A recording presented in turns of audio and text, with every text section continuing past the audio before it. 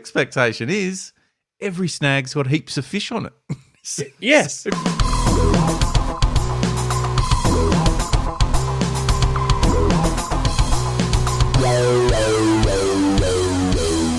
Hello, everyone. Welcome to the Deep Drop. This is a fishing podcast with me, Luke McCredden, and this guy coming in live from some remote village on the south coast of New South Wales, Adam Ring. Ads, where are you? I'm worried about you. Listen, I'm in Merimbula again. I've got the solid hotel brick wall backdrop with sweet. got the heater thermostat arrangement for the splitty up there. So yeah, it's been a long day, but here we are. It's gold. Good to see you. It's been it's been a week since last week. We haven't really spoken at all. So this tonight could go anywhere, to be honest. Which hey, normally does. That's what we do. I mean, we spoke for a full episode on hand lines last week. Didn't see that coming. Didn't see that coming. But that's probably not a bad sort of reference to give the community, the ever-growing Deep Drop community, some sort of idea about what the Deep Drop is. Adam, can you help us out? I can. I'm prepared. So the Deep Drop Fishing Podcast, it's kind of like fresh bed sheets. Oh. Is there anything better than slipping into bed with freshies? I'm not sure there is. I'm not sure there is. That's the sweet sound of the Deep Drop intro music. Wow, because it incites the same feeling. It does. Just absolute pleasure. Are you a top sheet kind of guy? I am. Are you? I never used to be. No. But I am. I didn't know that about you. Yeah. Well, are you, I mean, or are you just straight to Doona? It'd be weird if we did know that about each other. Yes. Are you straight to Doona? No, we're a top sheet setup, which I'm not. I'm still not sure about. Nah. I don't know. Well, it's got to the point now where it feels weird without it. Oh, okay. It's become natural. Fair enough. Yeah. Anyway, I mean, there you go. That's the Deep Drop. We're a fishing podcast talking about top sheets. Welcome, everyone. It is good to be back and have everyone on board. And I'll tell you what, Ads, there's been some new community members jump on throughout the week, and we love it, and we welcome it, and we say to you a very, very warm welcome. And to everyone who's been along the journey, we are reaching the double ton. We're getting ready to lift the bat, take the baggy bright green off and kiss it, kiss the logo, point to the sun. It's going to happen. It's going to happen. It's not far away. So for everyone who's been along thus far, thank you. Thank you. This community is why we do it, Ads. It's a lot of fun. We have so much fun. We learn so much from the Deep Drop community. We're constantly hearing from you guys, so don't stop. And if you want to know where to get in touch with us and give us your thoughts and feedback, or tell us we're morons and we don't know what we're talking about, or agree with us, either way, we're okay with it. You can do it on Instagram, all the socials, Instagram, Facebook, TikTok, YouTube, Spotify directly, Ads. If you are listening right now, have a crack. Just if you haven't ever commented on Spotify or even seen that function, have a bit of a look on your phone. Yeah, unless you're driving, don't do it yet. Wait till you get to wherever you're going. And it just jumps straight into the episode that you're listening to right now. Look down, have a look, comment, anything, whatever's on your mind. Doesn't even have to have anything to do with the show. You might. Well, we don't even talk about stuff that's got anything to do with the show half the time. So it's part of the community. Yeah. So get amongst that. If you're old school and want to send us an email, you can do that. You can send an email to info@thedeepdrop.au, or you can head over to the deepdrop.au website, Ads, where you can shoot an email on the contact us page there as well, and check out everything that was going on over there on the website. Lots to do there. Like, you don't have to do all of that, but just jump on one of them and share it around. Spam your mates with some social content from the Deep Drop. That's fun.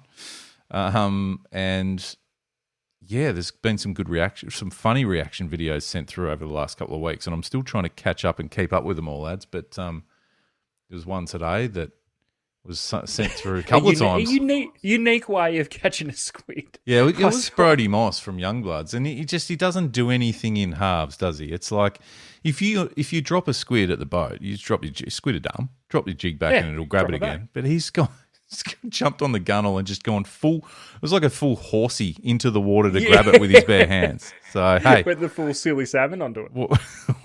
whatever floats your boat. If that's what you want to do, go for it. So anyway, there's lots of fun stuff like that. So please get involved. It's always fun and great for us to hear from you guys directly. And we want to share some of the cool stuff that's coming up with you too. So follow all of that.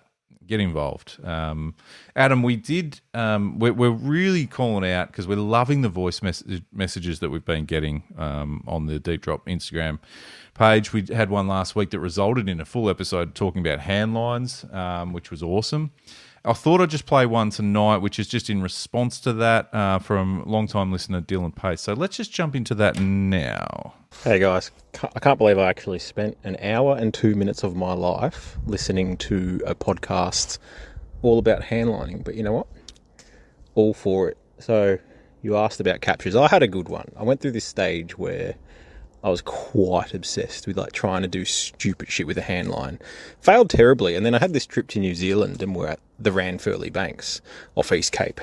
And I was like, this is the time to shine. So I thought I would put a skirt out the back on like a 300-pound handline that they normally use for like bungee cording, those stripy tuna. Ended up getting a 12-kilo kingfish, and it was the worst experience, and it put me off handlining forever. My hands were fucked for like a good day or two, but I'll do it again. By the way, Moldura juice, apple and guava, should have been first. Cheers. Brilliant. Great. Thank you very much for that. I love the little section at the end, just putting us in our place with the Mildura juices. Fair call. Top six juices hit home hard. We got a lot of messages about that. So there you go. So we did ask the question last week a bit about, bigger fish, game fish, because we were kind of talking about some hand lining, anything really, but I didn't know whether anyone had tangled with something big. 12-kilo kingy out at the Ranfurly Banks doesn't seem like an ideal thing to do, but we appreciate that someone's had a crack. So thanks, Dylan, for that, for sharing that. Dylan, we could make it comfortable with, gloves. Yeah. Yeah. I love that he's just gone on a mission. I'm handlining fucking everything. And then gone, New Zealand kingies, hold my beer. And just then went 300-pound hand line. Yeah, it won't chew up my hands. Nah. And then went, oh, this was shit idea. This sucks. But did say you'd do it again. Yeah. So so good. Thank you for that. Keep them coming. We love the voice messages and we want to hear more of them. So if you want to do that, get over to Instagram and send it on through. And we'd love to play it and have some fun with it. So anyway, very good.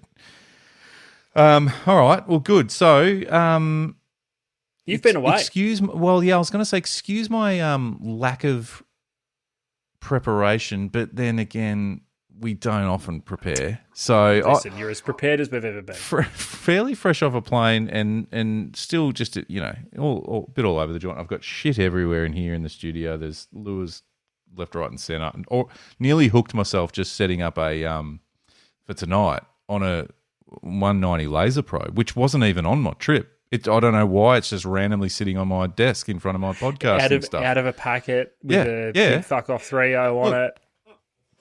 Singles? Is it a 220? Trebles. No. It's just they're not coming out in a hurry. What's 160? That? Yeah, it's a 160. Yeah, I think I said 190. Yeah, so it's a 160. Don't know why it's here, but hey, who doesn't have a King Brown Laser Pro sitting on their desk? Not? You know what I'm saying? Yeah, why not? So there you go. So just getting back into the swing of things now, Ads, and it was an interesting trip away. We spoke a bit about the barra fishing coming up. It featured in our monthly resolutions. More on that throughout the week. Yep. Because we've made some progress, but we won't get into it right now. But it was one of those really it was actually quite a tough fishing trip. Which which I don't know whether I was expecting to be too, and not that you expect anything to be easy, but I don't know. Sometimes there was just yeah. Well, this is interesting to me because I sometimes suffer from the world stepping in and reminding you that it's still a charge. Because I wrestle I wrestle with the like expectation versus reality argument. Yeah. So give me real quick before we go into a few examples. Well, when you were heading over, so the last time the last pod we did, you were hours away from jumping on a plane. Yeah. Yep. So what you've been to the Tiwis plenty of times before. Yep. What were your expectations going into the trip that's just happened? And be brutally honest. If you thought you were going to smack the fuck out of him, just say it. No, it's probably just a bit of a. You're going. There's going to be Barra. We're going to be getting Barra. You thought you were going to smack the fuck out of him. Well, I don't know. Smack the fuck out. It's not. Never a Fisher cast you thought type you were going to fishery. smack the fuck out of him. I thought we'd go. I thought we'd go okay. The moons were great. The tides were good. The runoff, obviously, the runoff's going to be, I suppose, longer than normal because of the rain that they have had. So I thought it should have just lined up. It looked pretty good. Yeah. and it was. Let me just, I suppose, one example of one day's barra fishing was early morning start, hit the creek we wanted to at the ideal time and tide, and got a couple of fish fairly early, and just thought, we're on. This is going to be good. Again, I don't expect Fisher cast type stuff. That's not what. But I thought this is going to be a solid session, and it just got tough from there. It just got tough from there. Listen, there were probably on our boat for the day, there were probably 15 barra caught, which you go, that's not bad. But you're doing some long hours. That's not, if you average it out, it wasn't super hot fishing. So I guess it's just that. Oh shit, yeah. As you said, the world, Mother Nature herself, steps in sometimes and goes, nah, no, not today. So how did you feel when reality didn't meet expectation? How do you deal with it? I'm all right. Listen, you and I have spoken about this before. We're not barra fishers. We're from down south. We're lucky enough to do it a bit for work and stuff like that over the last few years. But realistically, it's not something that I'm, dialed in on and know everything about. So I do appreciate the opportunity and have fun while I'm there. But there is elements throughout the course of, it might be 4 or 5 hours into a session, you go, fucking hell, this is, we're putting in a lot of fucking casts here. Wouldn't mind another one hitting me lure at some stage. So there is that. There's always that. Oh, this is great. We're in an amazing location. But then I think that's the thing. When you start thinking, yeah, but look where we are. It's like okay, no. Well, this factors in too because you've still got the novelty factor. Of being up north. Yeah. So let's change the stakes a little bit. Right. If you push in off the beach at home. Yeah. And you're not going out to do anything more but keep, let's just say, 3 squid and 6 whiting. Yeah. Yep. Just enough that you can quick feed the family for the night and maybe chuck another feed in the freezer. Yeah. So not bag out on everything. So your expectation is to push in off the beach, time the tides, everything's looking good. All you need is just 2 squid and half a dozen whiting. That's all you need. Right, this change of scenery changes everything because the expectation is there. I should be able to do it. No probs. Piece of piss. Done it a million times. Couple of hours max. Yep. No probs. Then you start getting agitated and irritated when it doesn't happen straight away. You start finding things to blame. Oh, there's a fucking jet ski over there. Well, it's not. Yeah. It's a kilometre away. But I go, it's fucked it. There's a slight tinge of colour in the water. Not dirty. It's still pretty clean, but it's a bit different than what you used to. Oh, the water's fucked. So you find things, Adam. You find things to blame because you're just out for a simple session, just trying to do something you've done 100 times, million times, and it doesn't come to fruition because the expectation is you'll do it every time. Reality is, no, you won't. So, how far into that session would you just completely throw the toys out of the cot and go home? Oh, Now, pretend you've got the whole day. Like you don't have to be back for anything. You've got the whole day. Now, I'm whether not you doing a want whole to day. use it or not, no way. If I'm doing something that I would class as simple as that, and it's just not happening for me, I'm not sitting through it. I'm having a crack. I'm not throwing the toys out at half hour in or an hour in. I'll do a few. I would. This is where you're different. So talk to me about your mindset in that situation. I've done this way too many times. Yeah. So, and where it brings me unstuck is for not so much squid and whiting, Yep. because whiting, I won't even speak. Haven't done enough whiting fishing on my own to even bring it into the question. But say squid, I always think I'm going to get 10 in the first 6 casts. But I'm happy. I'm happy enough. I know where I can go in a kayak to at least check 4 or 5 different areas and spots before I just have had enough. Yeah. Now, if I'm perch fishing, I'll have an expectation, again, not smacking them, but I expect to see them. Yep. So, but where it really kills me, if I start to convince myself that I know exactly how I'm going to catch them, it ruins me.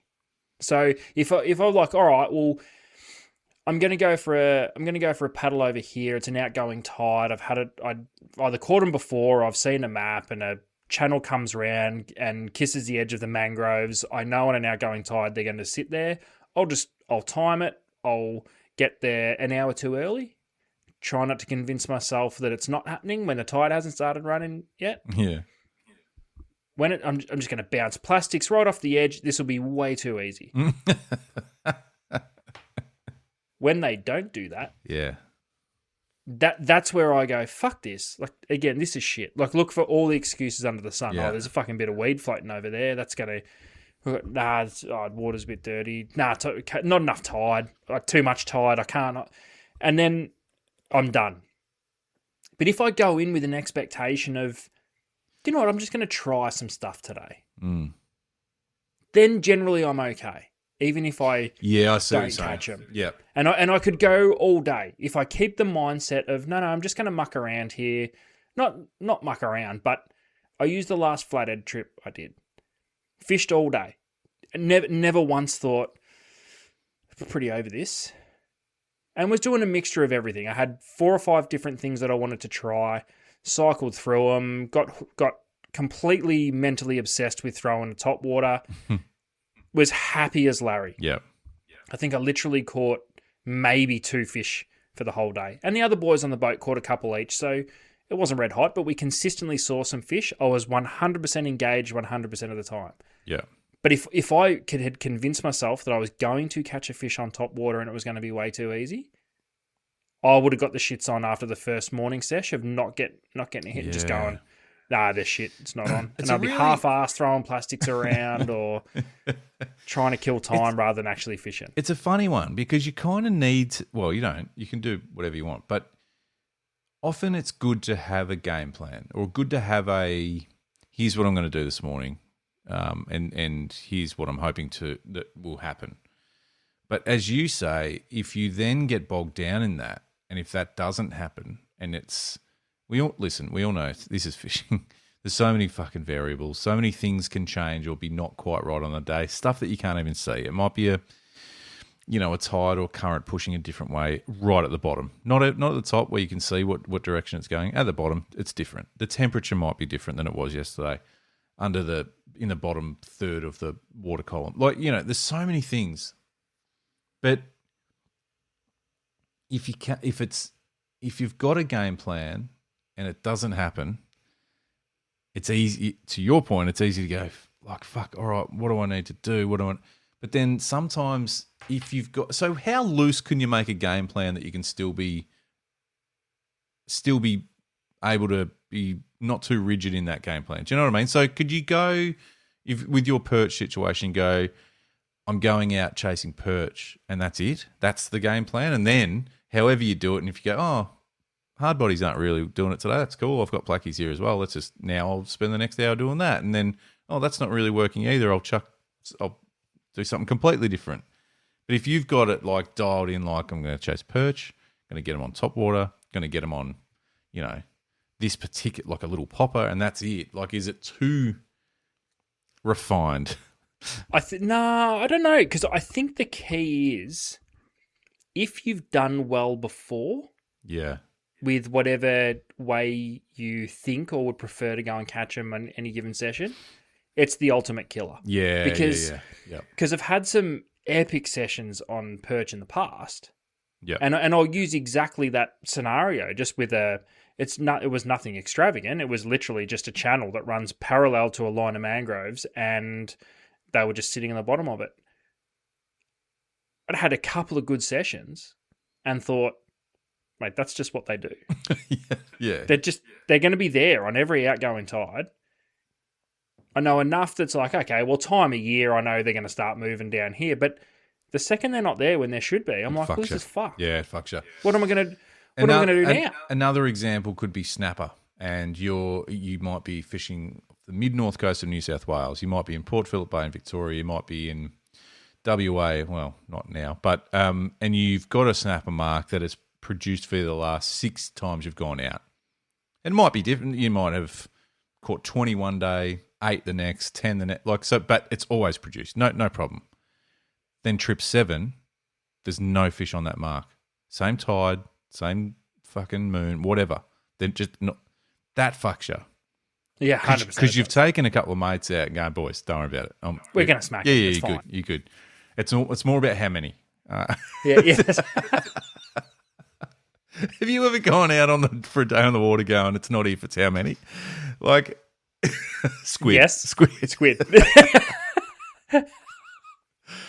And then you get out to that mark and you go, oh, hang on, they're not here. Oh, they must be. The sound is fucked. We'll just try anyway. I'll anchor up in the same spot I have for... Sit it out. They'll go. They'll go. Oh, tide's changed. It's moving the other way. Oh, they'll go on this tide. Yeah, it's okay. No, and it doesn't. They'll go. The mental battles you have with yourself for the rest of that day, the drive home, the drive back to the ramp, then in the car on the way home, you don't stop thinking about it. That week at work, your workmates are going, you get the snapper again, Luke? You go, oh. They were fucked. But it's always them. Yeah. Yeah. It's always them. They weren't playing the game this week. Oh, you mean you didn't catch them? Yeah. No. Yeah. Well, I found them. Yeah. I found them. Yeah. I found them. They were there, but I just couldn't get them to eat. I found them. So that's a head fuck. It might be a perfect example with your perch on the snags. Barra anglers, I'm sure there's snags that you've fished somewhat regularly and just go, yeah, this always holds a couple of nice barra, and then it doesn't. Cod. I'm sure there's cod anglers. Let us know. Well, how many snags have let you down? Well, the snag thing's different for me. I don't get the shits on with snag fishing because I can always convince myself they'll be on the next snag. Snag. I don't, as long as I've got something, but if you put me in a complete barren, you're maybe fishing over the top of weed or weed edges or channel edges, even although I know exactly where the channel is. Yeah. If I've got nothing specific to try, I'm just like, no, this is shit. They could be fucking anywhere here. Yeah. Whereas I can look at a snag and go, they'll be on that one. And then when they're not, I can just look at the next snag and go, they're going to be on that one. Oh, that looks good over there. So I've always got the next thing to keep me engaged. I just find anything open water. Yeah. Anything where I'm not visually cut, I'm just like, fuck, these things are dumb. I had an example of that the other day where we're fishing up a creek, fishing snags, and it's just naturally you're casting at the bank and, looking at the side scan, you go, oh, there's actually one out in the middle. You go, you don't even put a cast out. Not feeding. Not feeding. But then when you do randomly and you hook that fish, you go, oh, and this goes back to your original point, expectation versus reality. The expectation is they're not swimming out in the open. when Yeah. whether it's a And if brim or they a are, barra. they're just or moving to the next snag. They're not eating. That's right. The expectation is every snag's got heaps of fish on it. Yes. So if you go up a whole arm of a river and there's catch nothing, you go, what is going on? But you never think, oh, nothing on that snag. Even if you've peppered it from every angle, you never think, oh, there's nothing on it. You're like, stupid things aren't feeding. Yeah, I'll just have to find the next snag where they're feeding.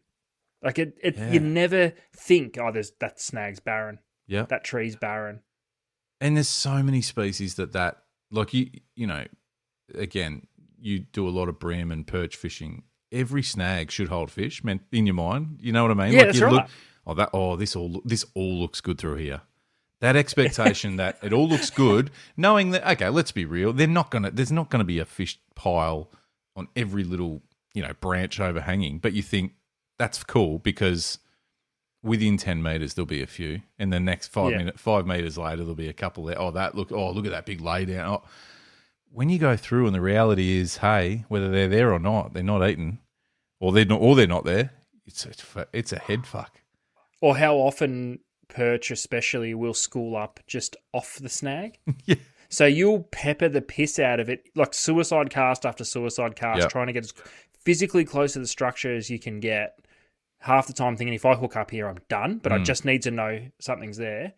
And then you're about to leave, or you find it a lot when you're just pulling up, and you always brick the first cast. Yeah. And it falls 3 foot short, and pluck, you're like, hang on. Hang on. Yeah. Yeah. And then all of a sudden you have a really good sesh on fish that are schooled up 3 foot off the actual snag. Yeah. Like, have I been doing it wrong this whole time? And you question everything. So the next day you start fishing out a little bit and get nothing. Yeah, and then you're like, and then your mate's next to you going, mate, you're too far out. Yeah. You're not, you got to be in there. Yeah. What a mental fucking battle. Expectation versus reality. Well, just to add to the expectation versus reality piece, I think, without getting too deep and serious about it, because we're not, the visual that you see across the media landscape is great and we love consuming all form of fishing media, as you know. But Jesus, it sets you up for some failure, doesn't it? Or for some more often than not. Yeah, and this is probably, and we probably see it most, I reckon, with our snapper seasons. Well, I was going to say that I reckon this is where there's a bit of that in the Barra stuff, and because you see these stunning, beautiful locations, and you see videos and clips, and even back in the day, watching Rex on his and Starlo and that, just poling Barra from these creeks up in these. Yes. And you go, that's just got to be so enjoyable knowing that every cast you're going to get a meter in. Yeah. But reality kicks in when you get there and go, fuck, actually, I'm going to have to work pretty hard because this creek goes for about 4 kilometres. And if I need to pepper every fucking inch of it. They could be on any drain. Yeah. On this 4 kilometres. Yeah, that's right. Yeah. So, but it's a good one. It's a great battle that we have internally every time we go fishing. I don't think it's just exclusive to you and me, Ads. I'm sure we've spoken about inner fishing dialogues before. Yeah, and Jesus, kind of goes hand in hand with expectation versus reality. Doesn't it? It's perfect for that. The inner dialogue. Jesus, I had some arguments with myself in my inner dialogue last week. Oh, I just found myself not knowing what to do and where to go. But hey, that's part of it. I guess it is. And it is what makes it cool. But fuck, drives you insane. Well, I think it kind of separates the one. It separates the 1%ers from the rest of us mere mortals. Yeah. Too. Their expectation is, I'm not leaving till I find them. Yeah, I will find them. It's just a matter point. of when. It's a great point. We've spoken about 1%ers. I think what we've showcased tonight is that we're not 1%. No, far from it. I'm a throw the toys out of the cot first, and then think about what I should have done later. Yeah, maybe that's what the world needs is a television series of you and I failing miserably. Just to make everyone feel a bit better that they're not alone. State exactly what our expectation is before, Yes. and then recap at the end. Yeah. All right, we're going to New Zealand. We're going to catch 100 kingies that are all going to be 20 plus kilos. We come back with 3 and we're broken our backs because it's so fucking hard work. Well, that last year's trip to Mondi, I had the reso tick before we left. You had the reso of a meter barra tick before we left. Oh, before you left. And I thought it was guaranteed. A sure thing. No, you didn't. You didn't say it was a guarantee, but you were. Yeah, no, I knew we would have to. But there was a level of confidence because you put it on the monthly reso. Dude, I was 99.9% sure. In fairness, since that trip, the average fish size from Mondi is like 1.20 m or something. So it's like, but this also feeds into the expectation that social media gives. yeah, and that's was sort of where I was going with the snapper thing too. Actually, Mondi Barra is probably the perfect, or any of the impoundment. Yeah, it fishes well. You open up social media, and every second dude's holding a fish that's 1.10 m, and you're like, just go there. Just go. Just rock up. As soon as you get there, go basically a barra just jumps and you'll out. just catch them. You'll just catch them. All right, that is one. All right, this is not a bad one. Just to wrap up this segment, what are the places? And it can be a bit unrealistic based on what we see on social media too. But when you think of that, and we've probably even touched on one before with New Zealand, but when you think of places, what's your expectation like? So for me, and you have been, but for me, Mondi, it's like the expectation is at least a couple of barra that are well over 1 metre. No problem. I don't expect to see a barra. And listen, I've been once. Once. Yeah. I genuinely didn't think that there's fish swimming around Mondi that are under 1 metre. Are there? I don't even know. Turns out there's like 60s and 70s and shit. Oh, fuck. How disappointed would you be? If I go to Expectation Mondi. versus reality. If you went to Mondi for a week and the biggest fish you got was 67. Oh, it counts as nothing. You didn't catch anything. Because I'm not coming back from. I'm happy to go. I'm happy. Like for example, last week fished to sort of mid 70s, and you go, yeah, that's cool, nice fish, nice little fish, nice barra, whatever. There is no way I'm telling anyone if I go to Mondi for a few days and catch a handful of fish and the biggest is like 73. I'm not telling anyone that. Yeah, how'd you go? No, I didn't go. Didn't go actually. Yeah, ran out of petrol on the way up. Had to get towed home. Oh, yeah. There's just some places like that. I think do you think Eildon's become a bit of an expectation of, I'm not going to say meter cod, but like every time you go out, you're going to get a decent cod? That's a great question. Like obviously we're taking the piss a bit. We know that no one thinks like that all of the time, but I'm just saying there is reason to think every chance I'm coming home tonight. Yeah, maybe not with Eildon. And I think only because we had heard and been around and even fished Eildon before the explosion of these big cod. So we got brought up knowing, exactly like the Queenslanders with Mondi, it's known as Lake Disappointment. Yeah. And our version of Lake Disappointment is Lake Eildon. It's the, Murray cod at Lake Eildon, a fish of 1,000 casts. Yeah. And then after 1,000 casts, you have 1,000 more. So we got brought up with those expectations. Yeah, at Eildon. true. So maybe not. But someone who, say, lives in New South Wales and just sees all these massive fish at Eildon would be going, we got to go there. Well, it's like how we used to think of Copeton. Yeah. Yeah. We would, when all the impoundment cod thing really took off, you're like, oh, if we just go to Copeton, we'll catch a metre fish. What about when the South Australian snapper fishery was firing? Now, correct me if I'm wrong, but the realistic expectation to fish opening weekend there is that you'd catch as many fish as you want, as big as you want. Is that? Yeah.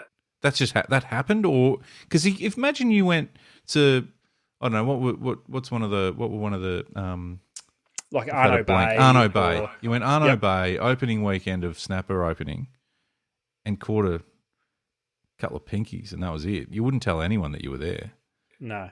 But Because you expect the average fish to be 20 pounds. Yeah, like 100%. You will get a look at a 15 kilo snapper, 30 pound. Yeah. Now, you maybe not straight away, but you're going to get a look at one. Yep. You'd expect, like, in your first 6 fish, Yeah. 3 of them would be 20 plus. 20 pound. Yep. Like, no problem. Like, that's the expectation.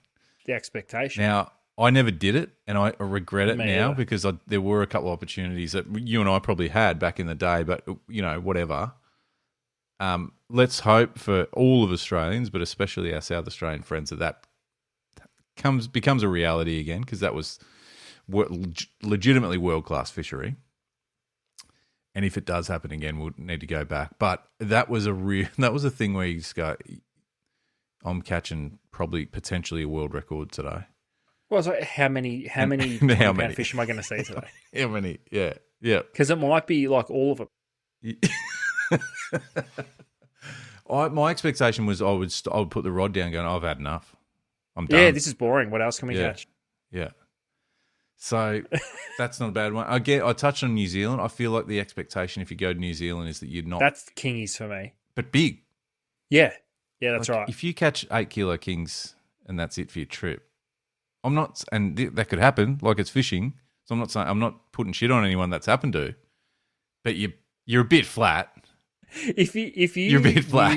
If you knew a group of dudes that went over to 3 kings, yeah, and they come back and you're like, what was the biggest king? And they're like, 20 kilos. You'd be like, oh, that sucks. Aren't they all 30? Yeah, aren't they? Yeah, but and they're not. No, they're not. But it's just. But I don't know if you'd say that sucks for a 20 kilo. But I'm more thinking like maybe 10, sub 10, where it's like. Where it's over here, it's like, oh fuck, 7 kilo. Oh king, yeah, nice. yeah.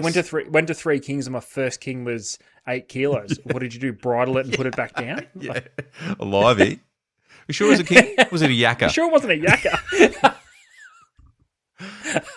Yeah, like this. Where reality is, shit can happen. Even at the kings, a 20 kilo king is still like. No, they're good fish. I'm sure you don't just go and find 20 kilo kings piled up everywhere. Yeah, no. You still got to work for them, and hopefully they're there. And as we said, Mother Nature might go, fuck all y'all. Not today. Yeah. So I'd love to know, maybe can we get the community to share what's a semi-realistic, semi-unrealistic expectation that you do have, and get funky with it, but then get real. Like, let's even bring it right back down to, say, calamari, where we sort of started. You're not expecting a couple. Yeah, yeah. But whatever your expectation is, or give us 6. Or you know what? Give us some voice messages of expectation versus reality. When has reality completely shit on your expectation? Send that in. I want to hear the fun stuff. Yeah. I want to hear the fun stuff. Yeah. When has reality shat all over your expectation? Yeah. Looking for your next fishing weapon? Bar Crusher is Australia's #1 fishing boat builder, leading the industry in design, excellence and quality. For the most advanced plate aluminium fishing boats, or to build your dream boat online, visit barcrusher.com.au.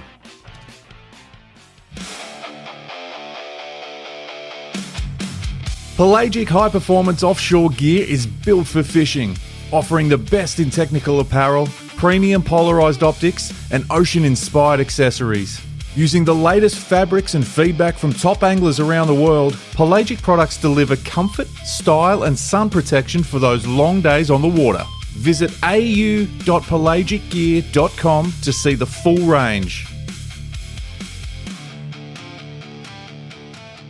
You know, when you're on the water, ads, and I feel like you'll relate to this a bit, so I want to put something to you. When you are, because you're similar to me, you've got way too many lures in your collection, but you love to mix and match and have a bit of a crack at using them all at various times, which I do too. But I also find myself, when it's, especially when the going gets tough, questioning everything, and then going, do I just go back to, what I'm confident in? Even if it doesn't feel right at the time, it's the one that I just tend to tie on a bit. I refer it to like, if you're at a pub and you want to have a meal, you can look at the menu 100 times, but at the end of the day, if you're really second-guessing everything, you're going to have a Parma. You know what I mean? Correct. Yeah. Correct. So what, I guess have you got a Parma in your lure collection for various species? And I reckon you do, and I reckon most people probably have a fishing Parma. Yeah, I do.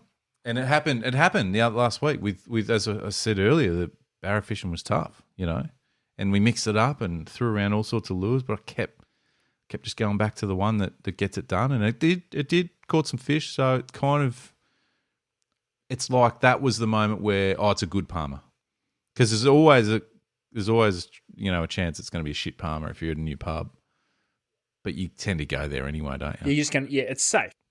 Safe. It's safe. Yeah, it's safe. And I reckon a lot of lure anglers have the safety lure, and because it's more mental than we've spoken about the mental side of it all episode, basically, with expectation, reality, and all that.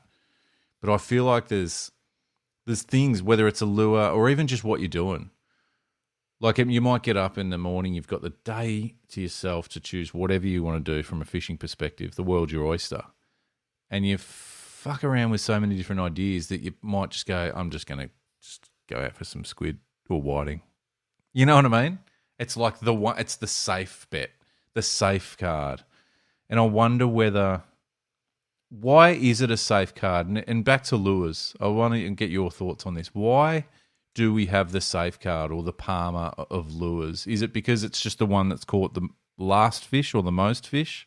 Well, that's a really interesting question, because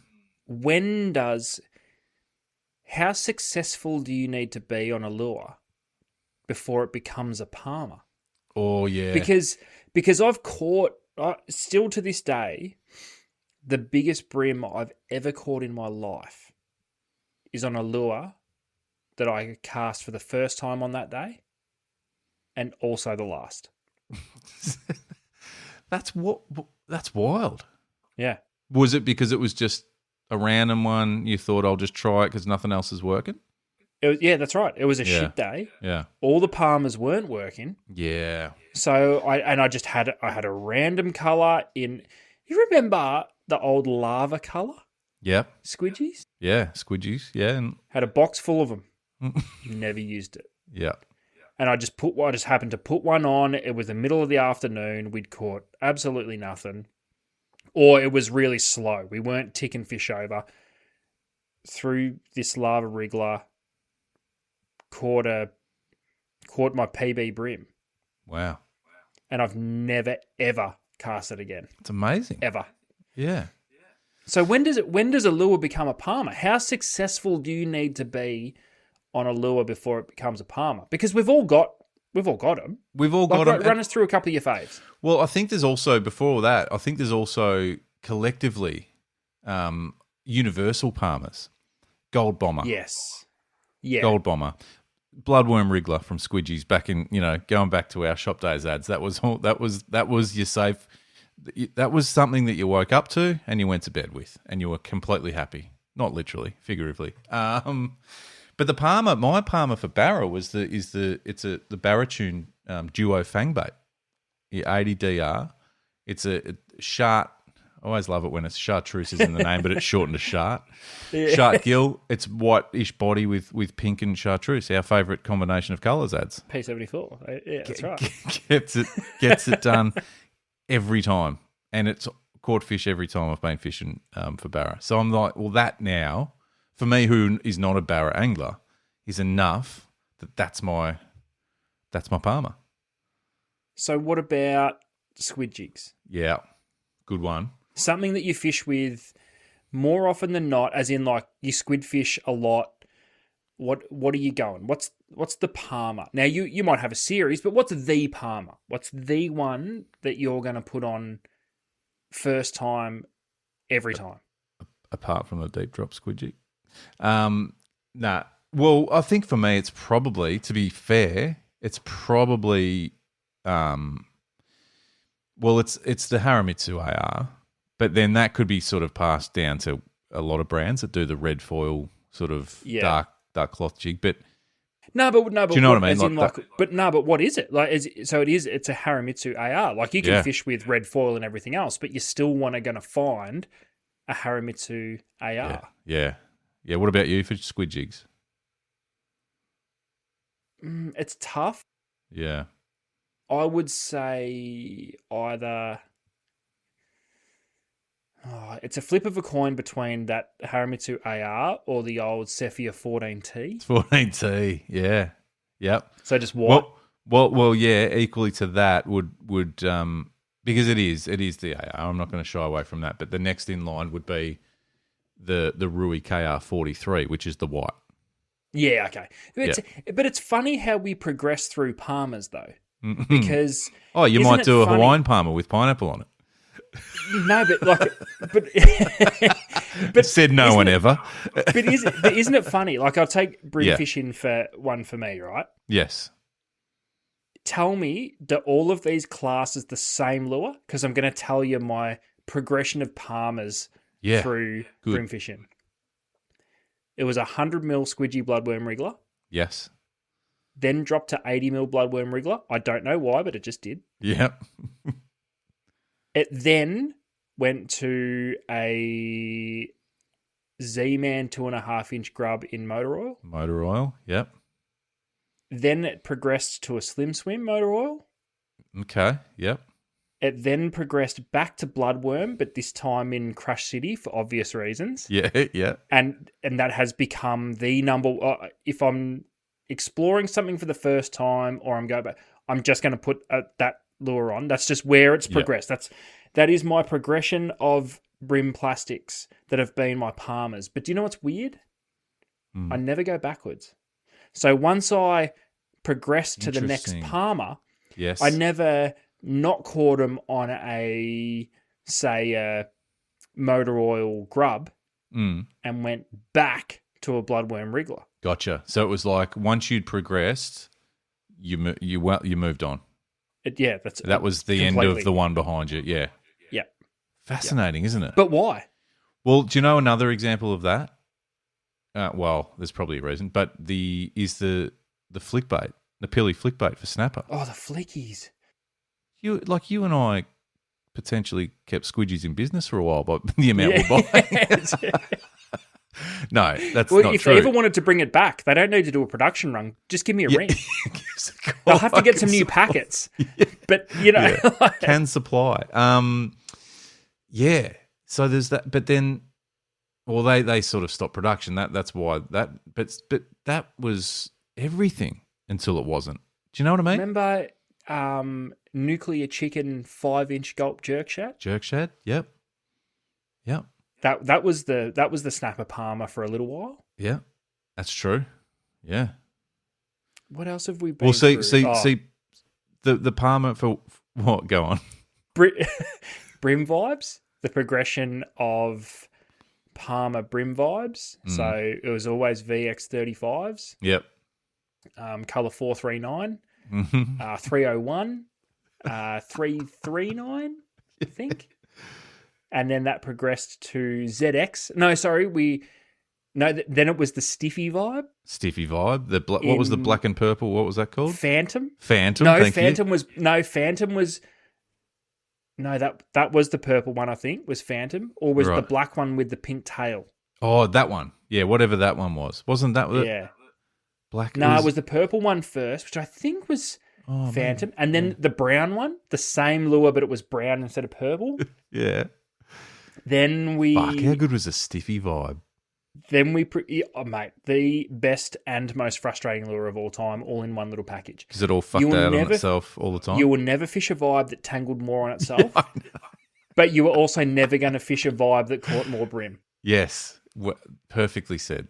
Yeah. So it was a solid trade-off. And then from the Stiffy vibes, it progressed into ZX 35s. Right. So the prawn style Yeah, thing yeah. with the assists. Then after that, no one really gave a fuck about vibes. There was all little things in between, Strike Yeah. Pro vibes, Evergreen Little Max vibes were big for a bit. So we went through the progression of Parmas there. Yeah. The squid one's really interesting.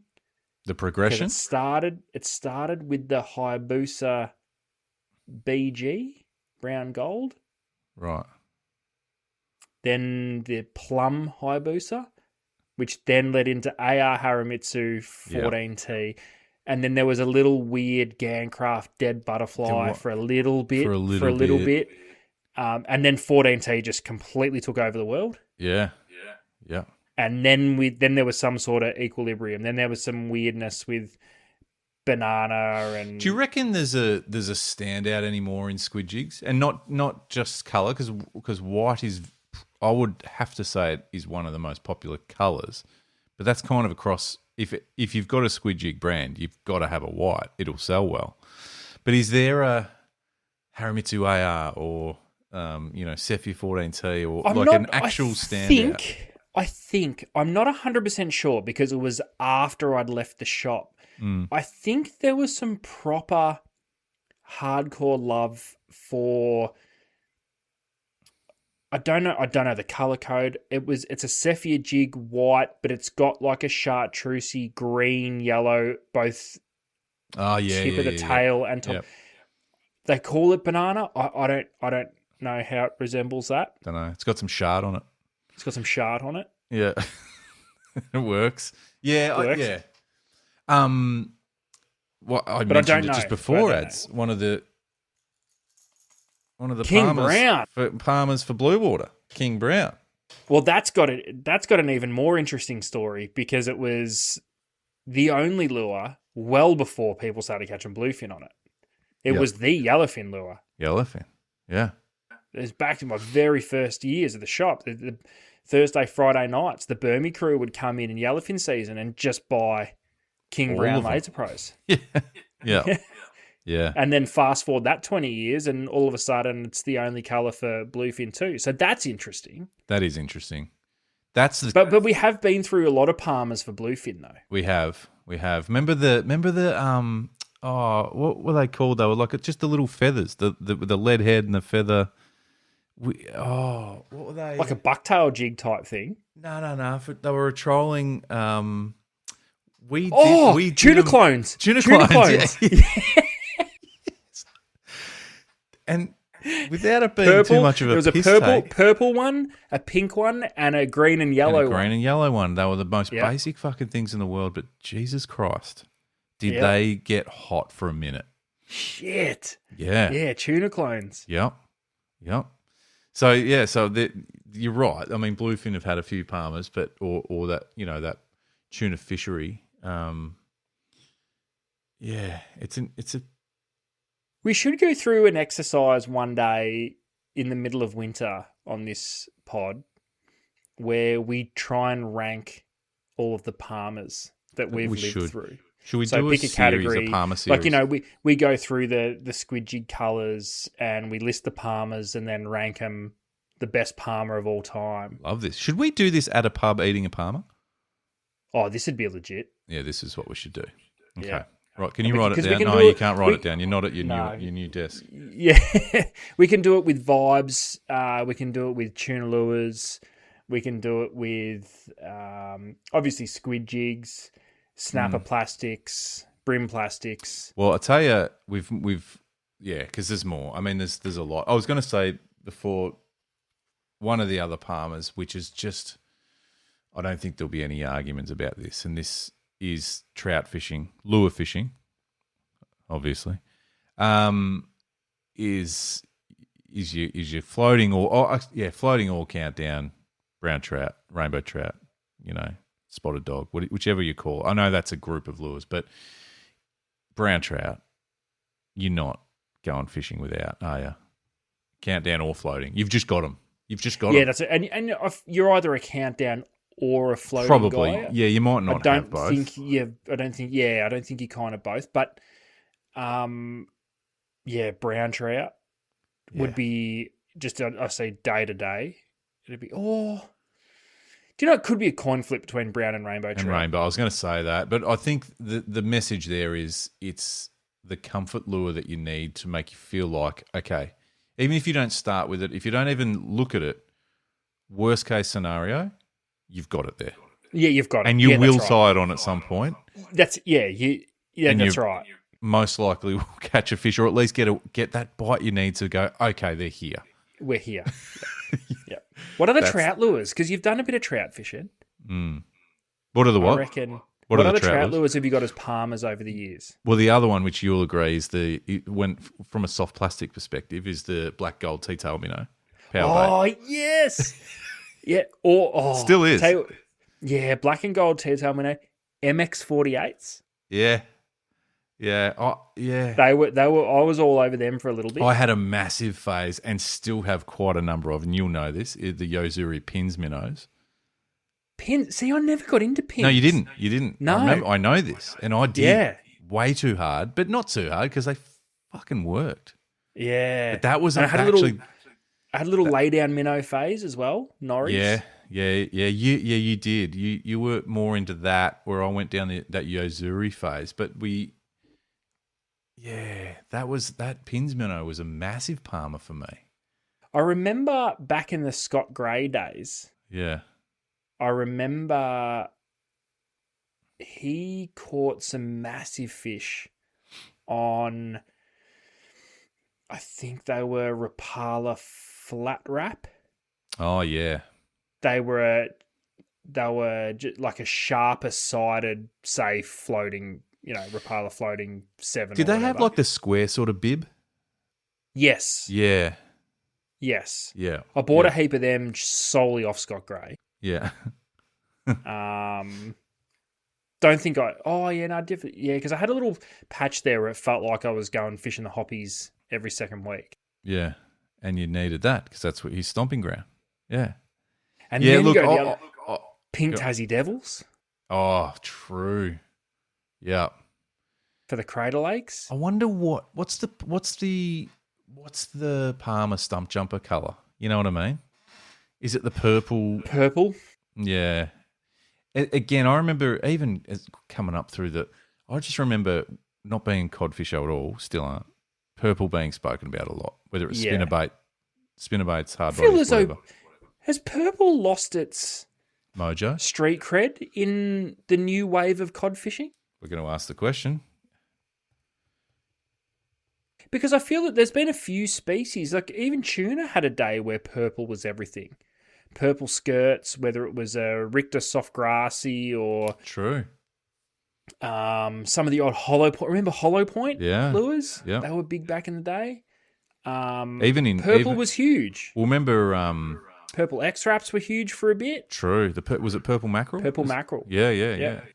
Well, even in thinking about like the things like TNs from Jackal, they had that purple that was super popular. It was like a dark and yeah. Yeah, I don't know. Let's ask the question. TNs, they were. Oh, TNs were huge. Yeah. That's another Parma. for yellows and cod. Yeah. But yeah, purple or black. Yeah. Remember that session on the yellows we had that time? Oh, yes, I do. Yeah. Anyway, that's a story for another time. Yeah. All right. So, what is your fishing Parma? And by that we mean when you're not sure what to eat at a pub, you typically order a Parma. When you're not sure what to tie on, you'll go back to the one that you know is going to be half decent. What is it for you? I guess the side question there is: has purple lost its shit? We'll ask that maybe in a tile. We might just put that up as a separate tile. And yeah, because I feel like everyone has got a Parma now, whether it's 1, 2, or I don't know. What do you reckon, Brooks? I think most penis. Yeah, well, that's probably it. I suppose it for could a lot be, of people. Yeah. Anyway, let us know if you want to send us a voice message. Please do. But right now, it's time for this.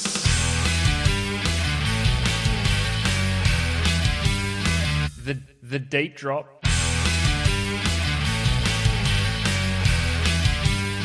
Top 6.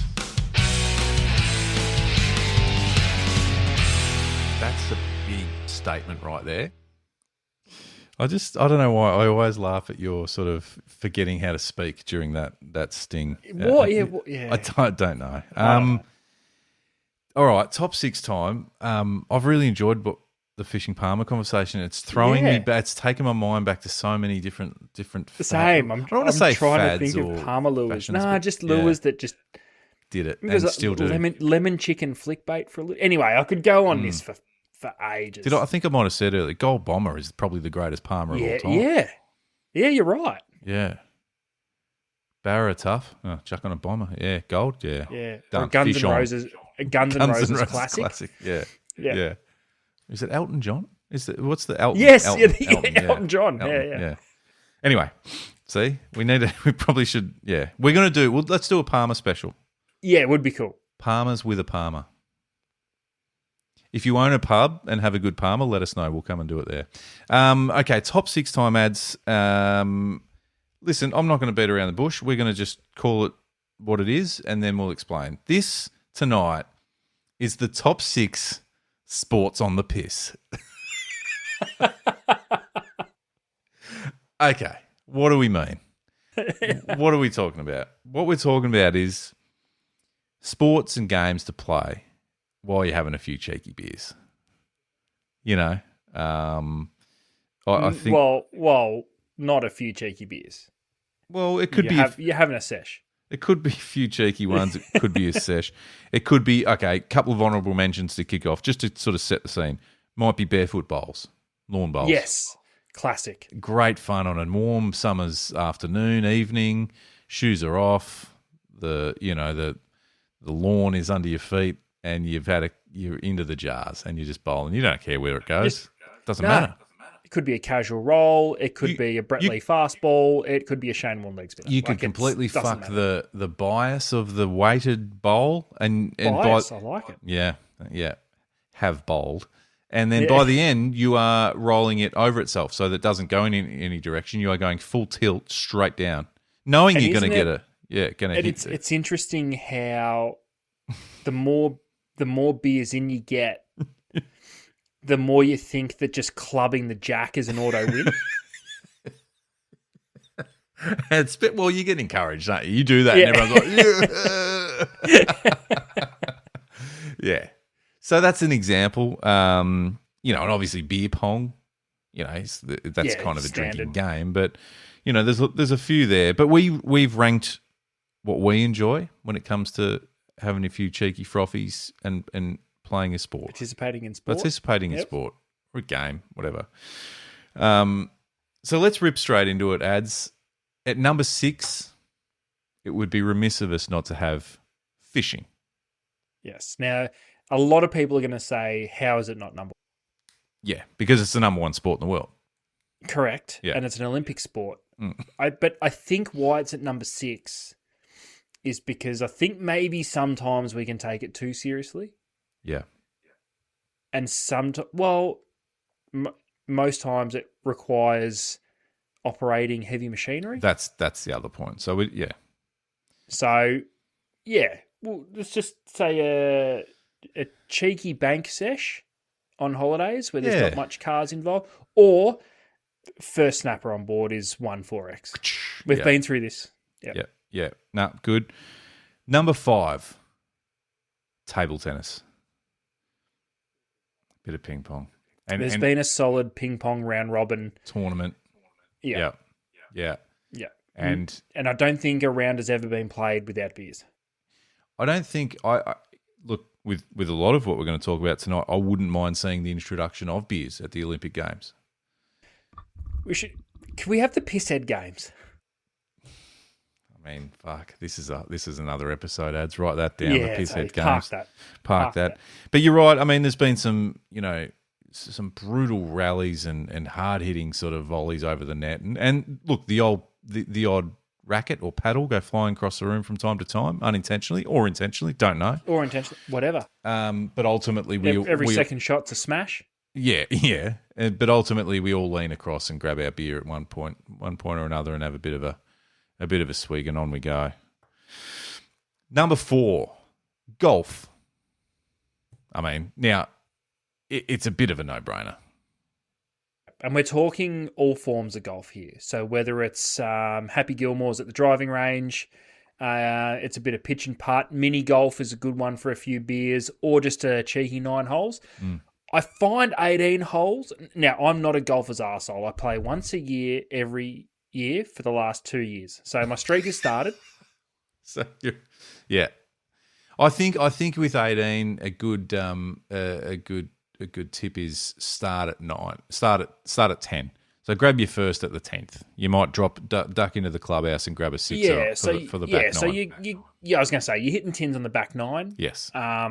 It's not an 18 hole event. No, I mean, each to their own. All of this needs to be done responsibly, but nothing quite like the driving range, sinking a couple of tins and just smashing the shit out of it. And just letting it rip, throwing your back out, shoulders hurt. Yes, but exactly. Every now and then you club one straight and you're Yeah. looking around to go, did everybody see Did that? everyone see that? Other times you've completely towed it and it's hit the wall, like where you're actually in the Yes. tee box, and then you're hiding because you're just like, I hope no one saw that.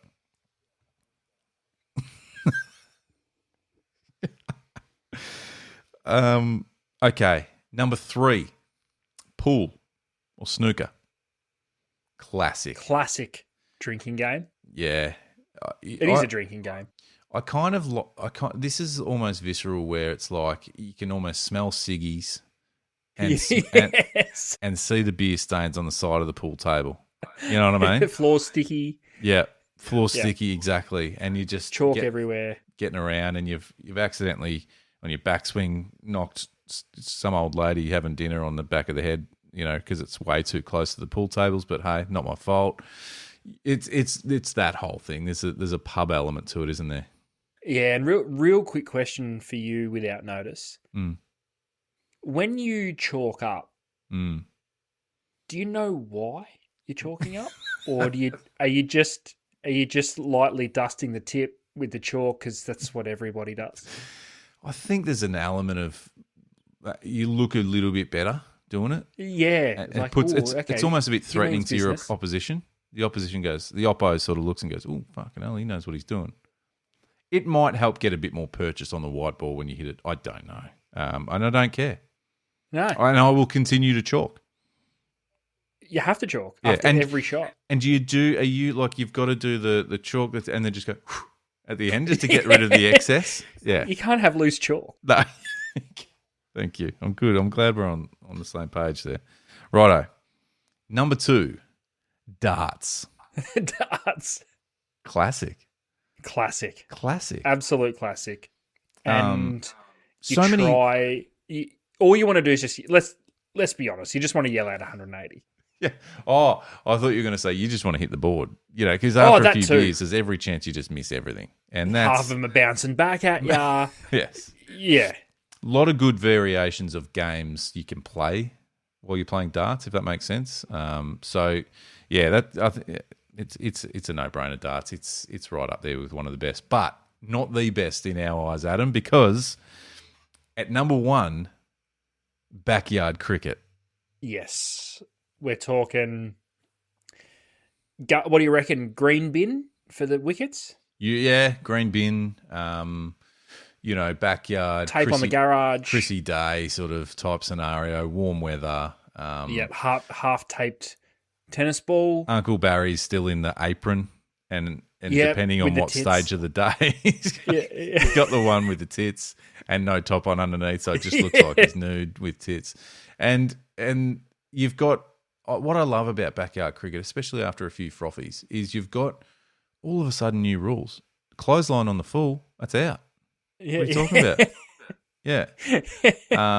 You don't want to hit it over the fence and have to go to your neighbours. Like, that's annoying. You don't want to do that. Don't want to be doing that.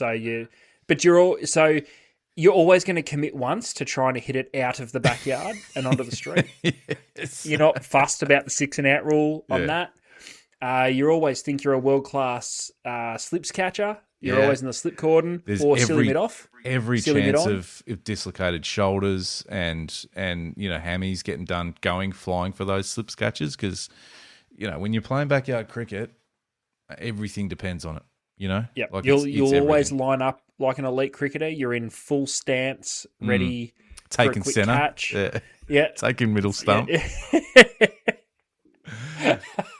That's and the then, best. and you know, obviously it's a short pitch. There's always that one smart ass cousin who just charges in and bowls full noise at you. Yes. And he's like, come yeah, on, that's right. you know. Yeah. And you just sort Send of down a stand beamer, back. just a bit of a loosener. Yeah. Yeah. But what a time. There's so many things that happen in backyard cricket, in your backyard cricket career, that are memorable. And doing that with a couple of frothies, you know, really is a good peak and pinnacle for the top 6 sports on the piss tonight. Ads, I think, is a really easy good one. Easy really number one. good one to round it out. So, backyard cricket, darts, pool, golf, ping pong, and fishing.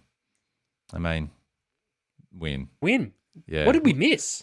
We Dunno. listed some honourable mentions, Yep. but that was just that, honourable mentions. What did we miss? Yeah, I don't think it's a full contact sport type arrangement. You know, we're not. No, That's, you don't want to be. Yeah, maybe the closest we toyed with footy, maybe a little bit of Jack in the Pack. It doesn't last long. Someone gets hurt quickly, or you know, so wouldn't put it in there. But let us know if there's something that's a standout, that's a standout omission. Please let us know. We're happy to hear it. That's ours. What you go to when it comes to having a couple of cheeky ones and getting involved in some sort of competition.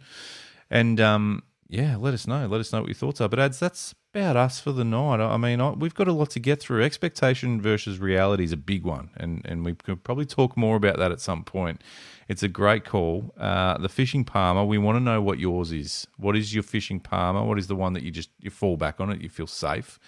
And has purple lost its shit? Let's be real. Like, we're just cod anglers. Let us know. Yeah. Blue water dudes. Is purple gone? Do we not care about purple anymore? Yeah. Concerned. Is purple off the shelf? I don't know. We'll find out. Anyway, that'll just about do us, Ads. Thank you. And you have yourself a lovely road trip. Peace.